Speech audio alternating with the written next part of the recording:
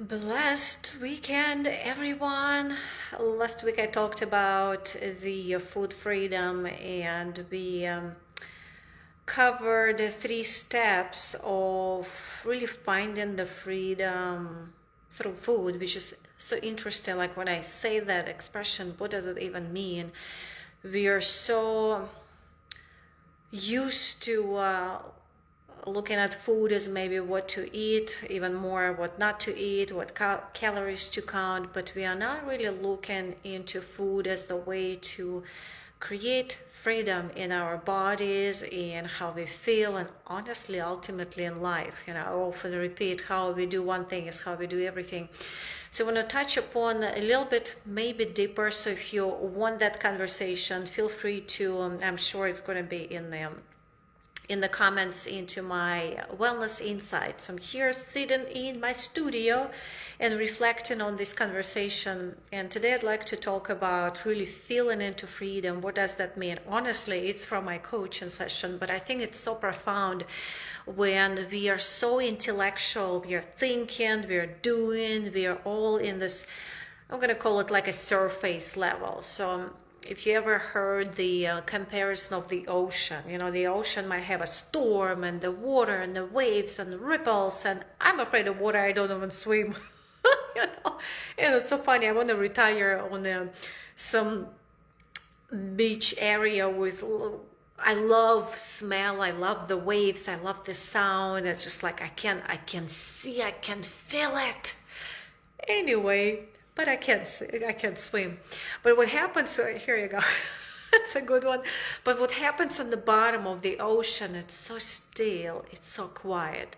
That's what I want to briefly touch upon, is finding that freedom through stillness. And honestly, everything I teach and coach in my practice, but also honestly my life, comes from that experience. So when I think about finding freedom, is really finding it through finding stillness. And there are 3 steps that I actually have my notes here, but there are 3 steps. Is number 1, how do you find freedom? Is taking the time to be with yourself and be with your body, whatever that is. Sometimes we're always like something better, something at a good time, feeling better timing, better diet choices, something later kind of thing.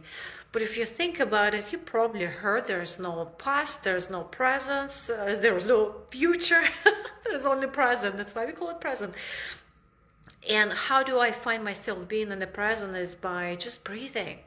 Step number 1 is always finding yourself through breathing. And honestly, you don't have to sit down and meditate. You can find the calm in the chaos of the day, but just tapping into the breathing. And then step number 2 is really asking, like, what's going on? So if I find freedom, honestly, anything in life, with money, with anything I want, any challenges, I need to tap into the body's wisdom. You call it gut wisdom or intuition, however you call it. Is like, what's going on in my body? What is my body telling me? Sometimes I say, there's little one inside me. What is she telling me? And very often, especially like with my coaching session, even when we start, like, just find if there's any tightness in your body. Where is the tightness sitting? And the next thing you can ask, what's the story behind that maybe tension in the body? Where is the tension? The story can be, and that's like an entire in-depth maybe discovery. What's the story behind? There's always a positive intention in that story. The little one inside you is always looking for safety, security, love, belonging. And we can transform that story either way. Oh my gosh, there's so many concepts here.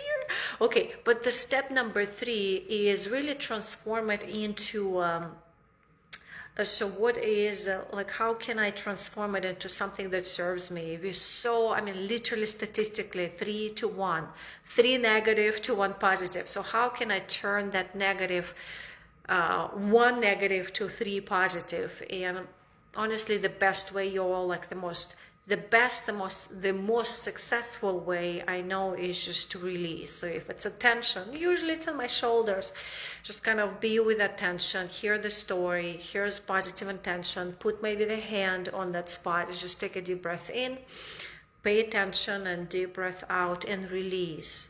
So using the breath to release the tension, to me, this is like the best, the most accessible and the cheapest to all the free tool is to take a deep breath in, breath out, and release. So in final thought with the story behind it, because that can be something, whether you believe it or not, sometimes we say that even extra weight can be stored energy, extra tension in the body can be energy stored. So just think about it. I'm going to read some thoughts here. Whether it's arm pain, or what are you holding on or embracing that needs to be released? Back pain, who or what is causing me to bear or undue burden?